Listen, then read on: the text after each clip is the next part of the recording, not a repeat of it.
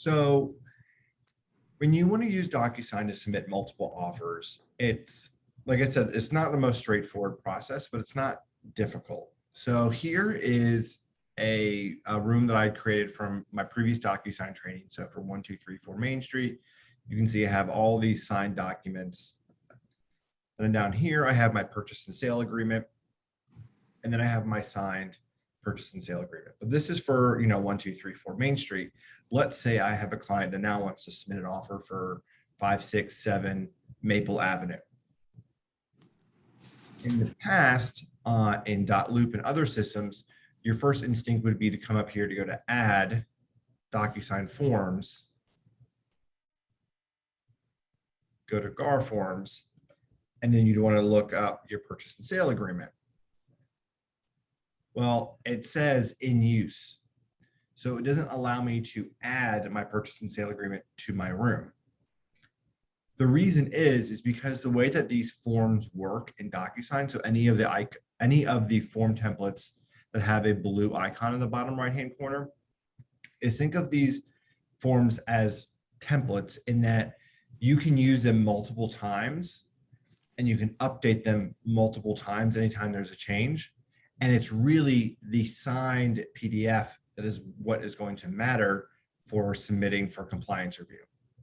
So I use this form template for my purchase and sale to update for 1234 Main Street. Now, when I want to go back in and update for 567 Maple Avenue, what I'm going to do is I'm going to go through and I want to archive my previous purchase and sale agreement, my signed copy, because we've moved on from 1234 Main Street. Doesn't matter. I don't need it anymore. So I'm going to archive it. So I'm going to select the two documents and then come up to the toolbar up here and archive.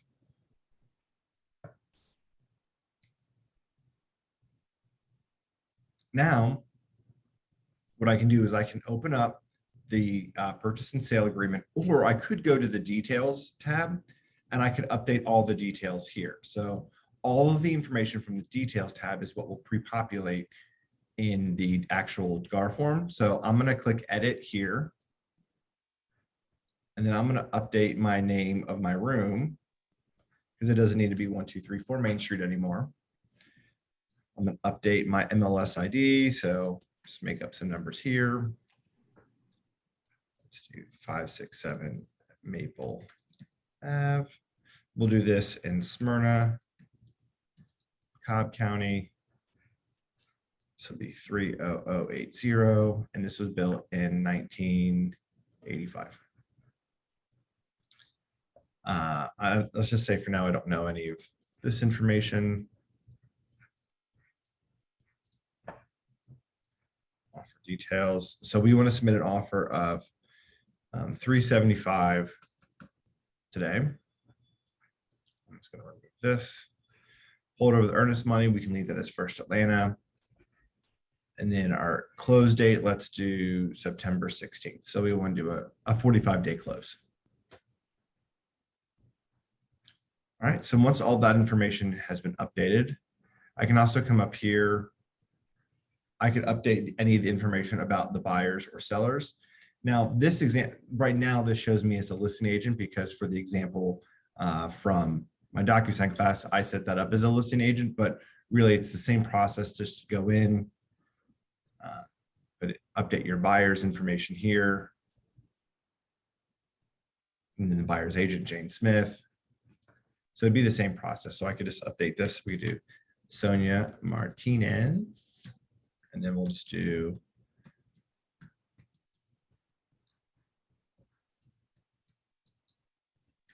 Sonia at kw.com, KW First Atlanta. And then I can click save. So now my details have been updated. I'm scroll back to the top. I'm going to go to the Documents tab. I'm going to scroll down to my Purchase and Sale Agreement. Give it a second to load. And it should have updated with all the information that we just updated in the Details tab. So with everything in Docusign and in Command, I always recommend you start at the top and work your way down, filling out the information. And it's pretty simple. So we'll start with offer date. So today is the 5th. So you can select that date. I always like to delete all of that information after the T. I don't know what it means, so we'll just leave it. So today's August 5th. Here's my address, 567 Maple Avenue. I need to update the tax parcel ID, so I can just put in whatever that is. Here is my purchase price of $375,000. We're not going to ask for any closing costs. My closing date of 9/16. But then we'll want to update our earnest money. So just going through here and updating all of the fields as you see fit. So we're going to offer 7 days of due diligence to be competitive. We don't have lead-based paint. But we can see here, KW First Atlanta is Sonia, and then myself as the listing agent here. And then we'll give this an offer date through, let's do 12 noon, 8/6/2021. So I'm just going through and I'm deleting any of the information from my previous offer on 1234 Main Street and updating it with the new information for 567 Maple Avenue. I'm going to scroll down, double check my amendments here. And let's say this listing doesn't have an HOA, so I can remove that. The legal description and seller's property disclosure. So I can make legal description, exhibit B, and then we can do our conventional loan exhibit as exhibit C, for instance. And then we can have seller agrees to leave the kitchen refrigerator, seller to provide clear Georgia termite letter. Whatever stipulations you want to put, you can add those in there. And then we'll come down here, we'll just double check all the information. And most of Sonia's information is updated, but we do want to double check it because this looks like her the license number from the previous agent. So just update this so it is correct.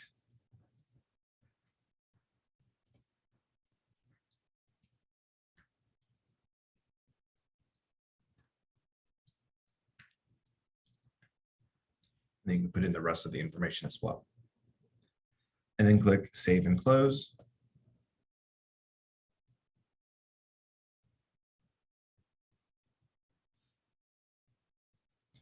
Perfect. So now I've updated my purchase and sale agreement. And now I would just go through the normal process of creating an envelope. So I'm going to select my document. I'm going to create an envelope. And the envelope is how I'm going to send this document for signature. So I'm going to name this envelope 5678 Maple Avenue purchase and sale agreement. And I would also include any other documents here. So my conventional loan exhibit, my seller's property disclosure that need to be signed, any of that. We'll add our recipient. So we'll do pre-tagged roles. If you ever have the option of pre-tagged roles, always select it because all of the forms in Docusign have all those signature initial fields and blank fields that need to be filled in mapped based on the pre-tagged roles. So we'll do buyer one, we'll do Tony, buyer's agent, I'll do myself. I will do Sonia. There we go. And then click add selected. And then your subject. I always recommend you leave the please Docusign in there. And I'm going to update with 567 Maple Ave offer. Please review and sign. Thank you, Nick. We'll go click next, and this will take us into the envelope editor where we can double check and make sure that all the information is correct and that all of the signature fields and initial fields are included on this document.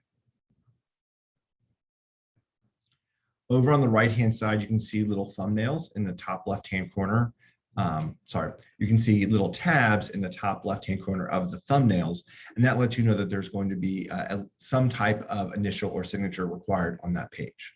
So I can see here on the first page, blue from the drop-down menu, I can see is Tony Stark, so that's the client, so buyer one. And scrolling down,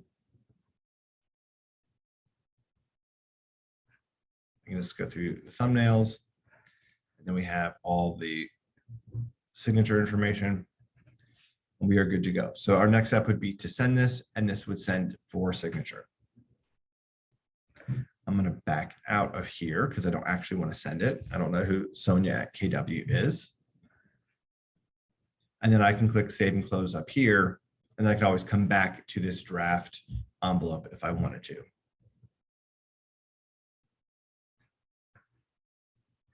What questions do you have about what we just walked through of updating existing Docusign GAR forms with new information for a new offer?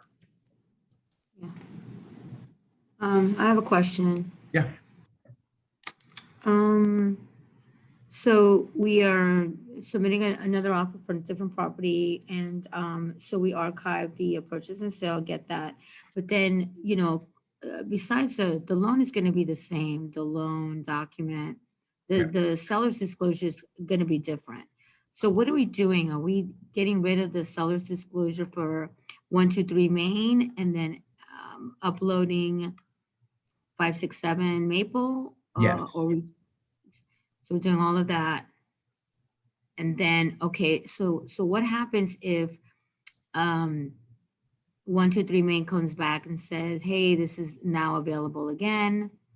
Can we bring it back from archive to resubmit? Yes. So well, you can bring back your original offer by going, if you come up here to, let's just see, documents, let's show archive documents from this drop-down menu right here. Mhm. And it's going to show me all of my archived documents. And so here's that archived purchase and sale agreement for 1234 Main Street. So I could select it and then I can unarchive it. Now, that being said, when you unarchive this purchase and sale agreement, let me select active documents. This is going to have all those old dates on there. So this is going to have my July 23rd date, and all of that information is going to be outdated. So what you could do is you could include this with an amendment to, or an amendment extending all of the dates or a counter offer form. Okay. Does that make sense? Yeah, so basically when you're doing this, when you archive 123 Main, you're archiving the PNS and the seller's disclosure and the community disclosure. You're archiving all of that and then uploading the new information for 567 Yep. Maple. And then it almost seems like you should just start fresh, actually. So the idea You're here coming back. Yeah. is that you want to have one opportunity in command linked to one room in Docusign per transaction. So think of, you know, if you have a buyer, you're going to work with them on one transaction. So you I'm buying a new place. So regardless of what the property is, of that they actually end up buying, you would use that same opportunity and same room for them throughout the entire process. So while I understand the idea that it'd be like, oh, it'd be easier just to start fresh with a brand new Docusign room, that new room is not going to be able to link to that existing opportunity that has been previously linked to a different Docusign room. Yeah. I'm thinking that we would then archive property number 2 and then start over fresh on the same opportunity for property number 1. Yep. Yeah. Okay. Yeah, I would agree. It'd probably be the most simple, just to open up the purchase and sale agreement form and just go through 1234 Main Street, update today's offer date of August 5th, and go through all that. I have another question. Uh-huh. On the purchase and sale, can you open that up? I think it's page 1 or 2 where you list the agents representing buyer and representing seller. There, number 10. Do you need to write down the agent's name under number 4 there? Nope, only unless it's going to be designated. Well, so In this case, I would have, yes, that is a great catch, because if we're both First Atlanta, I could put Sonia Martinez here. And then I could put myself here. So Okay, that's only, so you're saying you write that in if we're in the same office, otherwise you don't. yeah, so only if you're co-oping with a First Atlanta agent. Gotcha. That was a great catch. Thank you.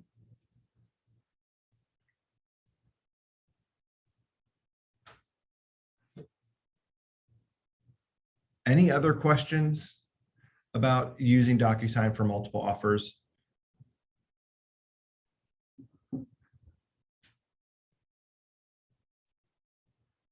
Anything else I can show you in Docusign this morning? Hi, good morning. So morning. this is my first Docusign class and I haven't seen creating the rooms. I don't know if the multiple offers are going to continue because I used to on the Docusign, I used to save the documents, like let's say purchase and sale, and have the columns ready and just fill out the columns on the Docusigns. And I haven't used rooms before, so I don't know how to create the rooms.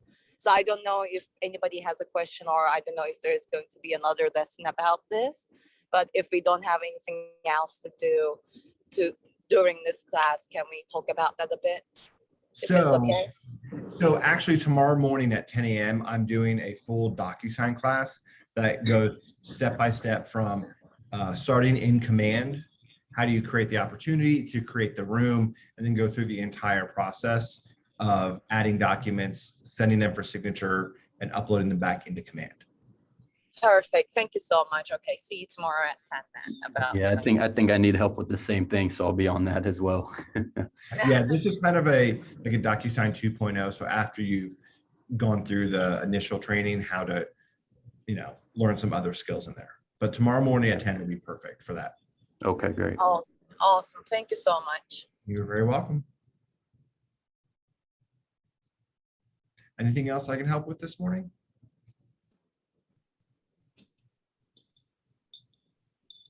If you're All right. available after this, maybe I can, you can help me with the Zoom situation. Okay. Yeah. Well, please don't hesitate to reach out if you guys need anything. Always here to help. And I will see Sargis and Ella tomorrow. Yes, you will. Thank you. Have a great rest of your Thursday, and I will talk to you soon. Bye.